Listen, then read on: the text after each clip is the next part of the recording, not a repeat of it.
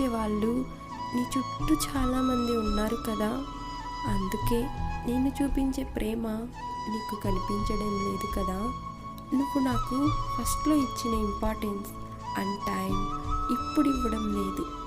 నీకు నా అవసరమైనా తీరిపోయి ఉండాలి, లేదా నీ లైఫ్లో నేను కాకుండా వేరే ఎవరైనా వచ్చి ఉండాలి. నువ్వు నాకు ఏది చెప్పాలనుకున్నా కోపంతో మాట్లాడకు, చాలా కష్టంగా ఉంటుంది.